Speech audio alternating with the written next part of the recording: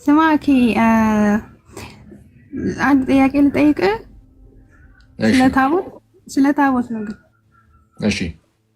እሺ ባለፈው ከጋዲሳ ጋር ስለ ታቦት አውርተን ነበርና ላይክ ምንም አልተዋጠልኝም። እውነት ለመናገር ምንም ነገር አልገባኝም፣ አልተዋጠልኝም እና ትንሽ እንድታስረዳኝ ፈልጌ ነው።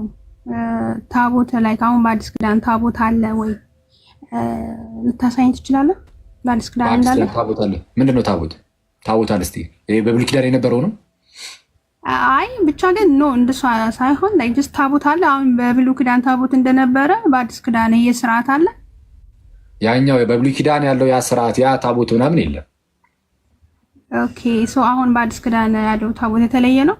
የተለየ በአዲስ ኪዳን ታቦት ብለን ጠራ ነው እንግዲህ ከመጥራት አንጻር ስሙ ተጠቅመነዋል። እንግዲህ ይህን ታቦት የሚለውን ቃል እንጂ በቃ ጠረጴዛ ነው። የጌታ ጠረጴዛ፣ የጌታ ጠረጴዛ ወይም አልታራ፣ ይሄ መሰዊያ ማለት ነው። ይሄ ቅዱስ ቁርባን የሚዘጋጅበት የትኛውም ጋር አለ።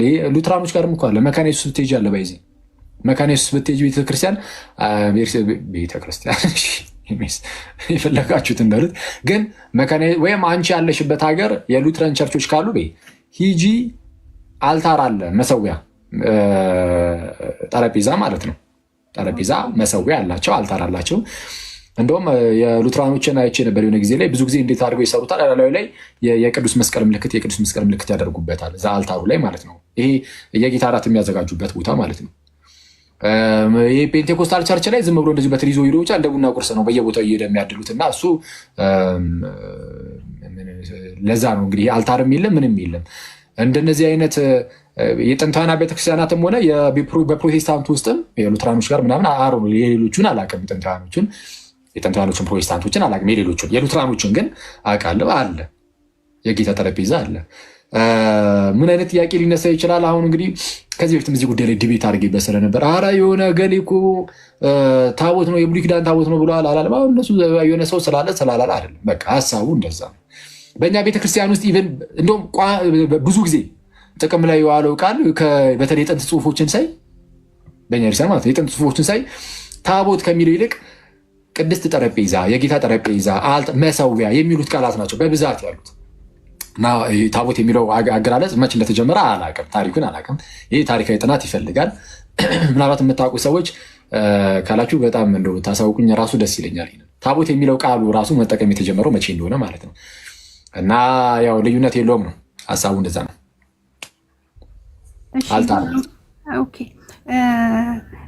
ቆይ አሁን እኔ ደግሞ አሁን ከዚህ በፊት እንደሰማሁት ከሆነ አሁን በአዲስ ኪዳን ታቦታችን ኢየሱስ ነው ሲሉ ሰምቼ ነው። እና ኢየሱስን ታቦት ማለት እንችላለን? ላይክ የአዲስ ኪዳን ታቦታችን ማለት እንችላለን? ከምን አንጻር? በሰውና በእግዚአብሔር መካከል ማለት መካከለኛ ስለሆነ የአዲስ ኪዳን መካከለኛ ስለሆነ የአዲስ ኪዳን መካከለኛ ከመሆኑ አንጻር ታቦት ከዛ አንጻር እንዴት ያገናኙ ስ እኔ እንጃ። እኔ አሁን ኢየሱስ ክርስቶስ የአዲስ ኪዳን ታቦት አይባልም ምናምን አይደለም። እንግዲህ አሁን ጽላት አሁን ጎበዝ ልክ ነው። ኧረ አንዴ ቆንጂት ተረጋጊ እንጂ አልልም፣ እንደዛ አይደለም አልልም ምስልሽ። እንግዲህ እንደዚህ ተብሎ የሚጠራም ከሆነ ሰውየው እንደዚህ ብሎ የተናገረው ከዚህ አንጻሩ ሊያስቀምጥ ስለሚችል እኔ የቃላት ጦርነት ውስጥ አልገባም። እንዲህ ይባል እንደዚህ አይባል አይደለም። እኔ አንድ የማውቀው ነገር አለ።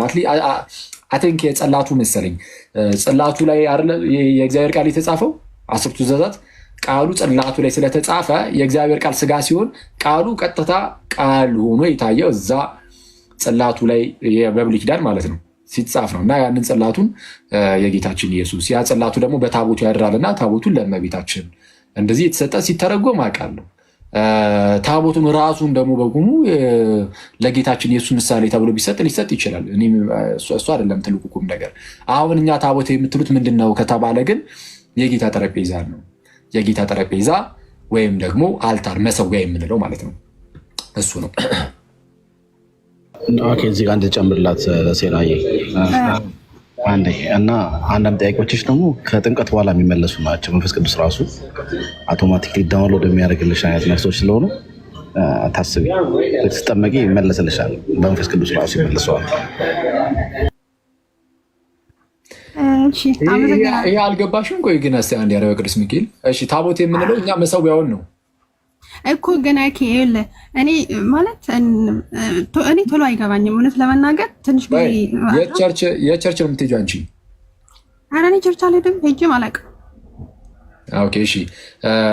ስለ ቅዱስ ቁርባን እንግዲህ ብዙ ጊዜ ተማምረናል። ታውቂያለሽ አይደል? ስለ ቅዱስ ቁርባን አውቃለሁ፣ ግን እሱን ራሱ ወስጄ አላውቅም እኔ። ችግር እሺ፣ እሱን ወስደሽ አታውቂም፣ ግን እሱ የሚዘጋጅበት ያ እሱ የሚቀርብበት ማለት ነው ያ ጠረጴዛ ማለት ነው የጌታ ጠረጴዛ ይባላል። የጌታ ጠረጴዛ በቤርሳናችን መጽሐፍት ውስጥ አብዛኛውን ጊዜ እንደዛ እየተባለ የሚጠራው አባ ዮሪ ዘጋስጫም ሌሎችም የጌታ ጠረጴዛ፣ ቅድስት ጠረጴዛ እንደዛ እየተባለ ይጠራል። ጳውሎስም ይሏል አክቹዋሊ የጌታ ጠረጴዛ ይላል። የጌታ ማዕድ የሚለውን የጌታ ጠረጴዛ እንደማለት ነው። እንደዛ ነው። ታቦት ማለት አልታር፣ መሰዊያ የተባለ ደግሞ ይጠራል እና እንደዛ ነው። ይሄ ምኑ ግራ እንደሚገባ አላውቅም። አሁን ታቦት የሚለው ስሙ ምስዋ መሰዊያ እንደማለትም ጭምርም ስለሆነ ስሙ አለ እና እዛ ላይም ደግሞ ምን እንደተጻፈበት ብትነግሯት የሚላዩኝ እና 10ቱ ትእዛዛት ምናምን አልተጻፉም ማለት ነው። እዛ ላይ አልፋና ኦሜጋ የሚል ይኖራል እና ጉልበት ሁሉ ለክርስቶስ ስም ይንበርከክ የሚል ቃል አለ ተጽፎበታል። እንደዛ ነው። ግን ኦኬ እዚህ ጋር ማለት ትክክል አይደለም። ለምሳሌ አንዳንድ ሶፍትዌሮች ላይ ካለ አንዳንድ አፕሊኬሽኖች አሁን ካች ሴንድ የተለያዩ አፖች አሉ ማለት ባክኢንድ እንትኖች አሉ እና ቅድም ዳውንሎድ ላልኩት ነገር ነው ከታች አንዳንድ ቀልድ እንዳይመስል ብዬ ነው። ማለት አሁን አንዳንድ አፖችን ዳውንሎድ ስታደርጋቸው አሰ ፓኬጅ ራሳቸው ትሬድስ አላቸው ባክኢንድ ፕሮግራሚንግ አላቸው እና የምታየው ከፊት ለፊት ያለውን አፑን ነው። ከጀርባ ያሉ ግን ብዙ ነገሮች አብሮ ዳውንሎድ ይደረጋሉ እና አሁን እሷ የጠየቀችውን ጥያቄ ብዙም ኮንሰር አያደርገኝምም አያሳስበኝምም። መልሼውም አላውቅም ጠይቄውም አላውቅም። መጽሐፍ ቅዱስ ላይ ማንበብ አላውቅም። ግን አምሹር አኬም እንደዛው ትሆናል። ያው ካለህ እውቀትና ዊዝደም ነው ትመልስላት። ግን እንደዚህ አይነት ጥያቄዎችን ብዙም እንትና ሴናዬ አያሳስብሽ። ብዙ ጊዜ እንደዚህ አይነት ጥያቄዎች አሁን አንቺ ኮንስታንት ስለነበርሽ እነሱ በመጽሐፍ ቅዱስ እያሉ የሚያመጡብሽ ጥያቄዎች ናቸው እንጂ መንፈስ ቅዱስን ጥምቀት ስጠመቂ አውቶማቲክ የሚመልስልሽ መልሶች ናቸው ለማለት ነው። ሶሪ አቋረጥኩኝ።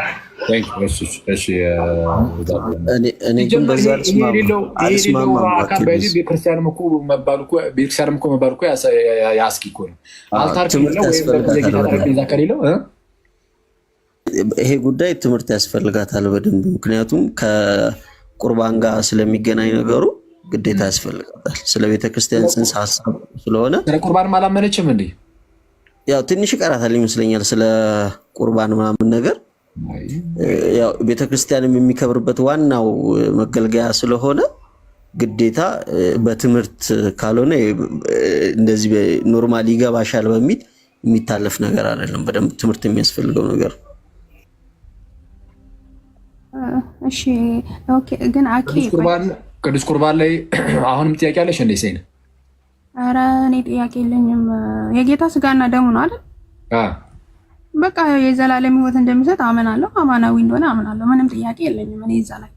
በቃ ግን አሁን የኔ ጥያቄ መሰለህ እኔ አሁን በጣም ከባድ ጥያቄዎች አሉ። አንደኛ ስለ ታቦት፣ ሁለተኛ ደግሞ የጌታ ባህሪ ማለት ነው። ላይ ግን አሁን ኢየሱስ አንድ እንትን ብዬ አላምንም። ገባ? አንድ ባህሪ ብዬ አላምንም። ላይክ እንደናንተ ማለት ነው። ቆይ እሺ አንዴ ወደሱ እንመጣለን። አንዴ ቆይ አንቺ ምግብ ስትበይ ኖርማል ሰው አንዴ ኮሜንቱን ኦፍ አድርግልኝ። ወይ ሰለቹኝ እኮ ወሬኞች። ችግር የለውም ሴኑ፣ በነፃነቱ ነሽ። የተሰማሽን ጥያቄ ጠይቂ። ስጠይቂ ግን የምመልሰውን መልስ ለመስማት ነው ሴትዮ። አሁን እኔ እያወራሁኝ ሀሳብሽ ሌላ ቦታ እንዳይሄድ።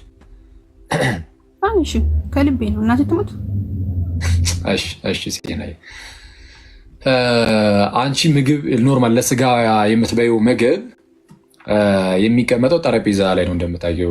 ወይስ በእጅሽም ይዘሽ ልበይ ትችያለሽ፣ እሱ ችግር የለም። ግን ማዕድ ሲባል ጠረጴዛ ላይ ምግብ ኖሮ እንደዛ ነው ማዕድ የሚባለው። ዝም ብሎ ሳይሆን ማዕድ ጠረጴዛ ሲኖር ነው ማዕድ የሚባለው ከቋንቋ አንጻር ማለት ነው። ብዙ ጊዜ እንደዛ ነው። አሁን የመጽሐፍ ቅዱስ ማህበርም በአሳተመው የመጽሐፍ ቅዱስ መዝገበ ቃላት ላይ የጌታ ማዕድ የሚለውን የጌታ ጠረጴዛ ይሏል። አንዴ ስለዛ አውጥቼ ባሳይሽ ደስ ይለኛል። አንዴ ከመጽሐፍ ቅዱስ ላይ ሳሳይሽ ያኔ በደንብ ትረጃለሽ። አንዴ ቻርጅ ልሰካናል። ልክፈቱ አንዴ ኮምፒውተሬን።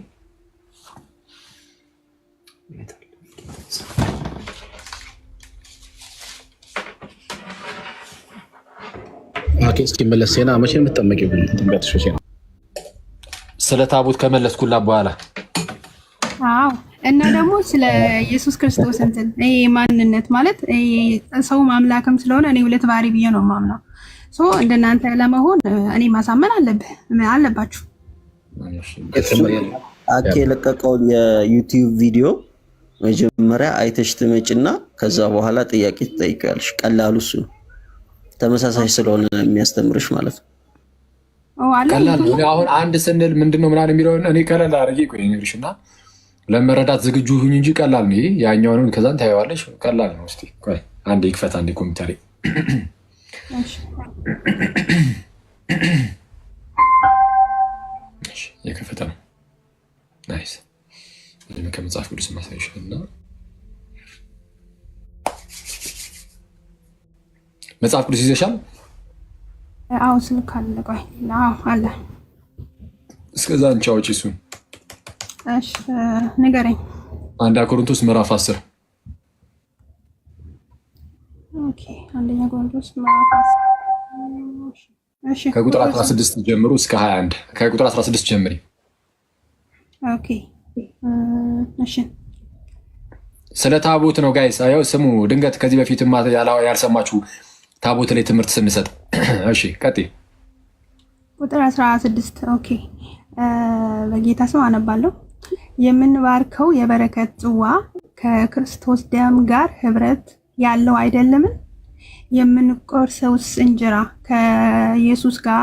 ከኢየሱስ ስጋ ጋር ህብረት ያለው አይደለምን? 17 ቁጥር 17 አንድ እንጀራ ስለሆነ እኛ ብዙዎች ስንሆን አንድ ስጋ ነን። ሁላችን አንዱን እንጀራ እንካፈላለን ይላል። ስለ ቅዱስ ቁርባን እያወራ ነው አይደል?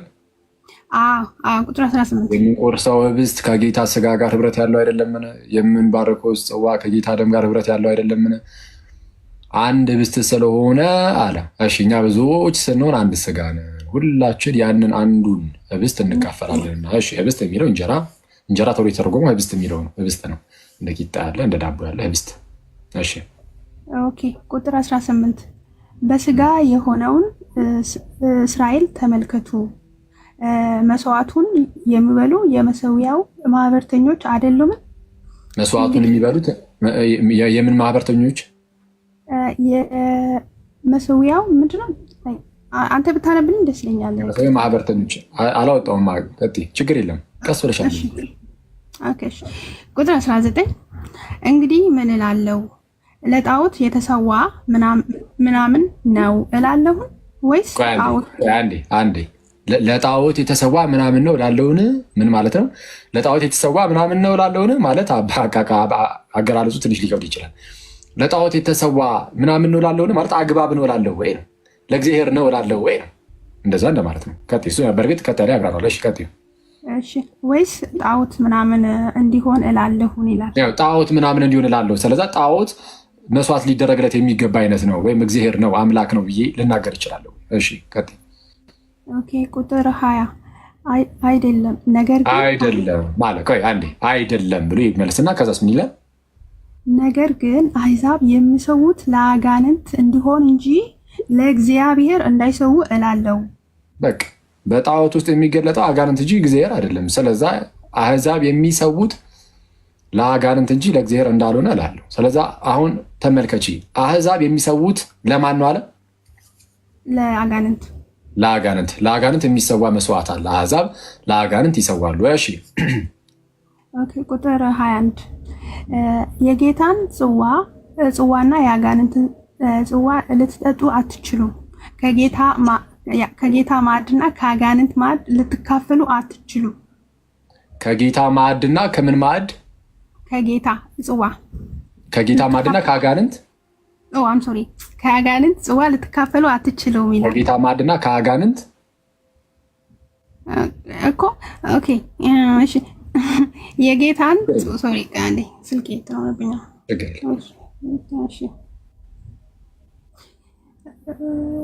ኦኬ እንዲህ ይላል የጌታን ጽዋና የአጋንንትን ጽዋ ልትጠጡ አትችሉም። ከጌታ ማዕድና ከአጋንንት ማዕድ ልትካፈሉ አትችሉም። ከጌታ ማዕድና ከአጋንንት ማዕድ ልትካፈሉ አትችሉም ማለት የጌታ ማዕድ ማለት ምን ማለት ነው? ማዕድ የሚለው ምንድን ነው? ወደ እንግሊዝኛ መቀየር ትችላለች። እሱ ላይ የጌታ ስጋና ደሙ ነው። ኦፍኮርስ ያው ስለ ስጋው ደግሞ እየተናገረ የመጣው ግን ማዕድ የምትለዋን ቃል እንድታውቂያት ነው። የጌታ ማዕድ የተባለው ምን እንደሆነ ኖርማል ሜሪ ዝም ብሎ እንደዚህ ህብስቱ ሳይሆን ህብስቱን ብቻውን ሳይሆን አብሮ ከጠረጴዛው ጋር አንድ ላይ ሆኑ ማለት ነው። እንደዛ ሲሆን ነው ማዕድ የሚለው ቃል የሚሰጠው በመጽሐፍ ቅዱስ። እሱን አሳይሻለሁ። ግን እንግሊዝኛው አለሽ እዛው ጋር ወደ እንግሊዝኛ መቀየር ትችላለሽ መጽሐፉን። ወይ አልችልም ጌታ አፕሊኬሽን የለውም የእንግሊዝኛ እሱ አማራጭ። ኦኬ ለምትራሽ ቆይ ከሰራለኝ ባይዘው ኦኬ ሴና አማርኛ ሁለተኛ ቋንቋ ነውና ታረዷት እናንተም እና ታረጋ አዲስ ለምንድን ነው ማያስተምራት? ኧረ ተው። እሺ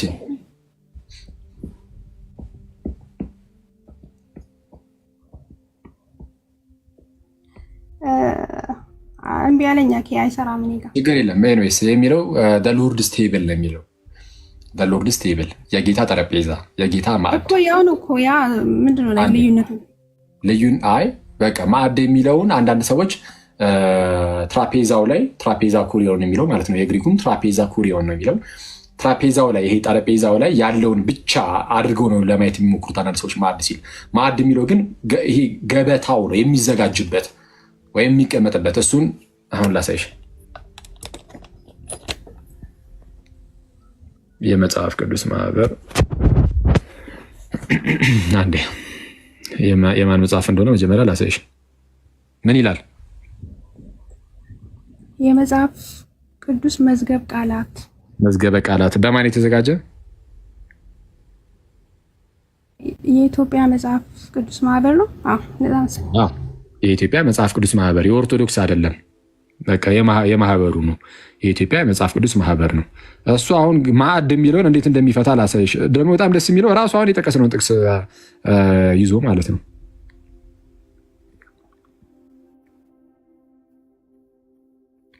ይኸው ማዕድ ምን ይላል?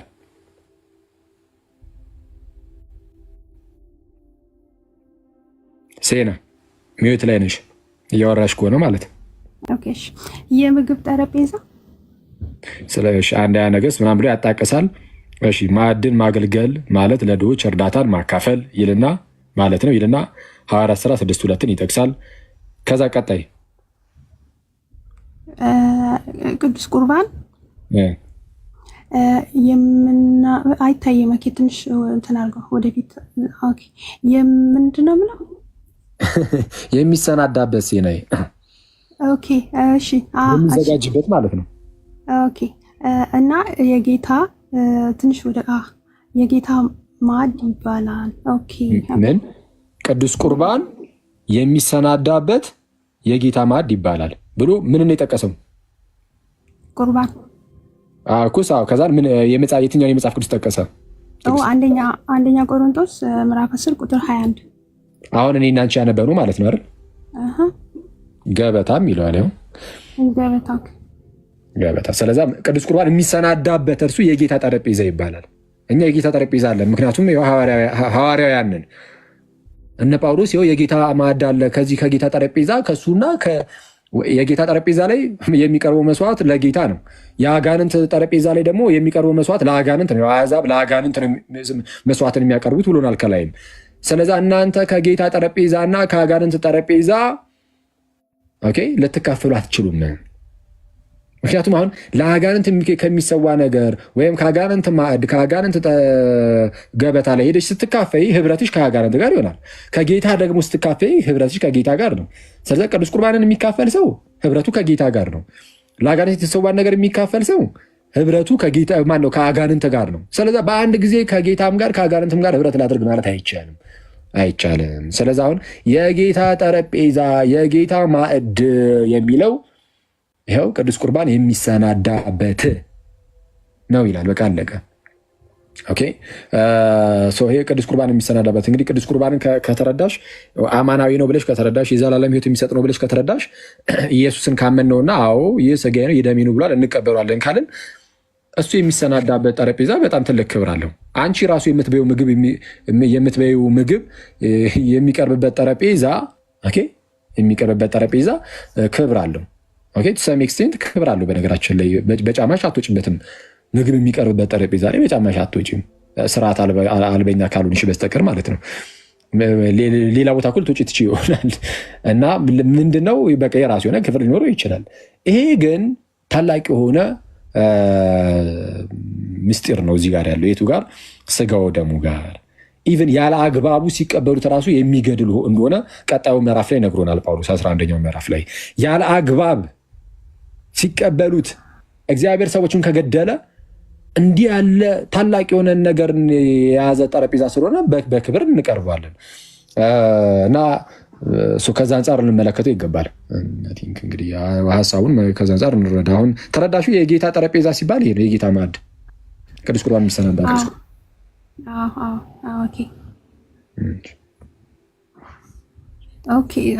እሺ። እና ደግሞ አሁን በብሉይ ኪዳን የቃል ኪዳኑ ታቦት ስንት ነበር? አንድ ብቻ ነበረ? ኦኬ። እና አሁን ማለት እናንተ ጋር ላይ ታውቃለህ 44 ነው እሱ። እንዴት ሆነ እንደዚህ? 44 አይደለም የሀገር ነው። ኢትዮጵያ ውስጥም ውጭ ዓለምም በጣም በርካታ በየቤተክርስቲያኖቹ በየአብያተ ክርስቲያናቱ ታቦት አለ። ያለ ታቦት ሲጀመር ቅዱስ ቁርባን ያው ቅዱስ ቁርባን የሚዘጋጅ ከሆነ እሱ አለ ማለት ነው። ሲጀመር እሱ ቅዱስ ቁርባን የሚሰናዳበት ነው ብለናል። የብሉይ ኪዳኑን ያመጣሽው ለምን እንደሆነ አልገባኝም። የብሉይ ኪዳኑ አንድ ታቦት ነው። ይሄ በሐዲስ ኪዳን ያለው ራሱ የብሉይ ኪዳኑ ታቦት ነው የሚል እምነት የለንም። እንዲህ የሚመስል ጽሁፍ የሆነ ወቅት ላይ እንግዲህ በተለያዩ ሰዎች ይጻፋል ይመስለኛል። ከዚህ ቀደም በነበረኝ በዓል ውይይት ላይ እንዲህ ያለ ነገሮች ተነስተው የተወሰነ ነገር ስላለባቸው ማለት ነው። ትልቁ ቁም ነገር ምንድነው? ቤተክርስቲያን እንደ ኢርሻድ ምንድነው ያላት ሀሳብ እዚህ ጉዳይ ላይ ነው ያለው ሀሳብ ምንድነው? ከጥንት ጀምሮ ምናልባት ሊተርጂካል የሆኑ ጽሁፎችን ካየን አምልኮ ላይ የምንጠቀምባቸውን አምልኮ የሆኑ ለምሳሌ ቅዳሴያትን ቅዳሴ ያዕቆብ ዘስሩግ እሱን ጠቅሰናል። ቅዳሴ አኩቴተ ቁርባን ዘቅዱስ ቄርሎስን እሱንም ጠቅሰናል። እነዚህን ጠቅሰን አሳይተናል። ምንድነው ተብሎ የሚጠሩት? መሰዊያ፣ እሺ፣ ቅዱስ ጠረጴዛ። ስለዛ ይሄ ነገር ቅዱስ ቁርባን የሚሰናዳበት እንጂ ሌላ ራሱ የብሉይ ኪዳን ታቦት እንዳልሆነ ልብ ልንለው ይገባል። እንግዲህ ይህን ነገር ወጥተው መምህራኑ ለነገሩ በግልጽ መናገር ጀምረዋል። አንድ ወቅት ላይ መምህር ብርሃኑ አድማስ የብሉይ ኪዳን ታቦት የለንም ብሎ በግልጽ ተናግሯል። እንግዲህ ያለው እዚህ የአክሱም ጽዮን አለች የምትባል አለች። እንግዲህ እሱ አምልኮዋን የሚፈጸምባቸው እንደሱ ሳይሆኑ እንግዲህ ከታሪክ አንጻር ያ ነገር አለ ተብሎ ይነገራል። ይሄኛው ግን ታቦት ብለን ብንጠራው የአዲስ ኪዳኑ ታቦት በጣም ልዩ ነው። የራሱ የብሉይ ኪዳን ታቦት አይደለም። ስለዛ ከዛ ጋር የሚገናኝ ነገር የለውም። እዛኛው ላይ ቅዱስ ቁርባን የሚሰናዳበት አይደለም የብሉይ ኪዳኑ። ፎር ዛት ማተር መሰዊያ ራሱ ነው የሚል በግልጽ እንደዚህ አይነት ነገር የለም። የብሉይ ኪዳኑ ታቦት መሰዊያም ራሱ አይደለም። ላይ የስርየት መክደኛ ይደረግበታል፣ መሰዊያ ይኖራል ራሱ ችሉም እንጂ ታቦቱ ጽላቱን የሚይዝ ነው እና መሰዊያ ተብሎ በግልጽ የተቀመጠ እኔ አላቅም፣ የለም እስካየሁት። ስለዛ ምንድነው በአጭሩ ይሄ አልታር መሰዊያ ነው። አሁን በኛ ዘርሰን ያለው ታቦቱ ማለት ነው። ከዛ አንጻር ላይ ይገባል። እሺ አመሰግናለሁ። ራዕይ ዮሐንስ 11 ቁጥር 19 አንዴ በሰማይ ቤተ መቅደስ ተከፈተ የእግዚአብሔርም ታቦት በዛ ታየ ይላል። እሺ 19 ላይ በሰማይም ያለው የእግዚአብሔር ቤተ መቅደስ ተከፈተ የኪዳኑም ታቦት በቤተ መቅደሱ ታየ ይላል። ይህንን እንዴት ታይዋል? እኔ እንጃ። አሁን ይህንን የተለያየ ፍቺ ሲሰጡ ሰማለሁ አንዳንድ ሰዎች አላውቅም። እንግዲህ አሁን ብዙ አይነት ፍቺ ሊኖር ይችላል ማለት ብዙ አይነት ፍቺዎች። ለምሳሌ መቅደስ የተባለው እዚህ ጋር ራሱ ማን ነው? ክርስቶስ ነው የሚሉ አሉ። ታቦት የሚለውን ከእመቤታችን ጋር የሚያገናኙ አሉ።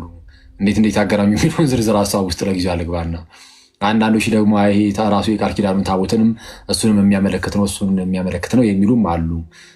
እና አሁን እንደዚህ ኮርፖሬል የሆነ ነገር ወይም እንደዚህ የሚዳስስ የሚጨበጡ ምናምን መገልገያ ነገሮች በዚህ መልኩ እዛ ይገለገላሉ ማለት እሱ አደገኛ ይመስላል። ማለት ለምሳሌ ይሄ ማዕጠንቱን ይዘው ምናምን ይሄ እጣን ምናምን የሚወጣበትን ማለት ነው። ይሄ ምንድን ነው የሚባለው? ማዕጠንት ነው እሱ ምናምን እንዳለ ለምሳሌ ከነሱ እጅ እንደዚህ የቅዱሳን ጸሎት ወጣ ምናምን የሚሉ ከመላእክቱ እጅ ምናምን እንደዚህ የሚመስሉ ነገሮች አሉ። ግን ምን አይነት ናቸው የሚለውን አናውቅም። ይሄ አሁን እንደዚህ በራእይ የሚታዩ ነገሮችን ሁሉ እንደዚሁ እንትን እንዳንል መጠንቀቅ አለብን። ግን እንዳልኩሽ ነው፣ ብዙ ፍቺ ሊኖረው ይችላል። ከታቦት አንጻር እየጠየቅሽኝ ከሆነ ግን የታቦትን ነገር እንደነገርኩሽ ነው። በቃ ያንን ከያዝን አሁን ያልኩሽን ከያዝን እኔ ለየትኛውም ክርስቲያን በቂ ነው ብዬ አስባለሁ። እኔ እንደ አንድ ክርስቲያን ማለት ነው በቂ ነው ብዬ አስባለሁ። ከዛ ውጭ ያለው ግን ከዚህ በፊት እንዳልኩሽ ነው። አንዳንድ ሰዎች አሁን ያልሽውንም ጥቅስም እየጠቀሱም በዚህም በዛም ለማስረዳት ሲሞክሩ አይቼ አውቃለሁ። አልነቅፍም እንደዚህ የሚያስረዱ ሰዎችን። ግን ከጥንትም ጀምሮ ግን የሚታየው እኛ ትልቁ ማስረጃችን ከጥንት ጀምሮ የመጣው ስለሆነ ከጥንት ጀምሮ ስናየው በቃ ይሄ በእኛ ቤተክርስቲያን ያለው ታቦት በቃ እንትን ነው፣ አልታር ነው፣ መሰዊያ ነው፣ የጌታ ጠረጴዛ ነው። አለቀ። ሌላው አያስጨንቅሽ ማለት ነው። እሺ አኬ አሁን እዚህ ራእይ 11 ላይ ያለው ታቦት የተለየ ነው ማለት ነው? አላውቅም። እንጃ እኔ ሊሆን ይችላል፣ የተለየ ሊሆን ይችላል። እኔ አላውቅም። እንግዲህ ከሆነ ምንም የሚያገናኘው ነገር የለም። አሁን በኛ አሮ ነው ምኑ ነው አሁን ጥያቄ ሆነብሽ? አልገባኝም። እስኪ መካከል ያለ ኦኬ። በሰማይም ያለው የእግዚአብሔር ቤተ መቅደስ ተከፈተ። ኦኬ፣ በሰማይ ምን አለ ማለት ነው? ቤተ መቅደስ አለ። ከዛ ምን አለ? የክዳኑም ታቦት በቤተ መቅደሱ ታየ ይላል። አሁን ይሄኛው ታቦት በሰማይ ነው እንጂ ምድር ላይ እንደሌለ ነው የሚያሳየው። ለዛ አዎ ማለት በሰማይ ነው፣ በሰማይ ታየ። የቃል ክዳኑም ታቦት በሰማይ ታየ ስለምን ይሄኛው ታቦት በሰማይ ያለው ታቦት ነው። እሱ ደግሞ ኢየሱስ ክርስቶስ ነው። ሌላ ወደ ሰማይ እንትን ያላለ እንዴ ይሄዳለ? መቅደሱስ ማን ነው? እኔ እንጃ። እኔም እንደውም ይላል እዚሁ ራእይ ላይ አሁን ምዕራፉን ላወጣልሽ ይችላሉ። ሌላ መቅደስም የለም ይላል። ራሱ መቅደስ ነው እና ይለዋል። ራሱ ክርስቶስ ኢየሱስን መቅደስ ይለዋል እዚሁ ራእይ መጽሐፍ ላይ ማለት ነው። ጌታችንም ይህን ቤተ መቅደስ አፍርሱት በሶስተኛውም ቀን አነሳለሁ ሲል ስለ ራሱ ተናግሯል። ታዲያ ግን ምንድን ነው አሁን ትልቁ ቁም ነገር ማለት ነው። አሁን እዚህ እንግዲህ የተጠቀሰውም የኪዳኑም ታቦት የሚል ስለሆነ የብሉይ ኪዳኑ እንደሆነ ግልጽ ነው አይደለ? አትሊስት አጻጻፉ ቃሉ የኪዳኑ ታቦት የሚለው የብሉይ ኪዳኑ ታቦት በዛ መልኩ ነው አይደል የተጠራው?